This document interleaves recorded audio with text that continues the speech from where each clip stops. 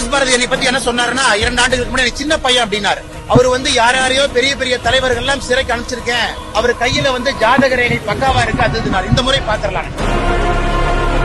சின்ன பையன் திமுகவுக்கும் RS பாரதிக்கும் இந்த கேஸ வச்சு என்ன செய்யறான்னு பார்த்தா, இதே சின்ன பையன் RS பாரதி அவருடைய ராசியான கைரேகை என்ன பண்றாருன்னு பாருங்க.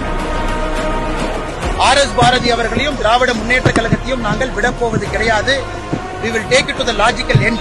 ஏன்னா இது பண்ணாதனாலதான் யாரும் எல்லாம் ஒதுங்கி போறதுனாலதான் BA படிச்சவங்க நாயி, யாராச்சும் நீதிபதியா இருந்தா நாங்க போட்ட பிச்சை, லாயரா இருந்தா நாங்க போட்ட பிச்சை, யாருமே அவர் எதுவும் செய்யாதனால பயத்தினால ஒதுங்கி போறனால அந்த பேச்சு ஆணவத்தை தாண்டி கர்வத்தை தாண்டி அட்டூழியத்தை நோக்கி போய் கொண்டிருக்கிறது.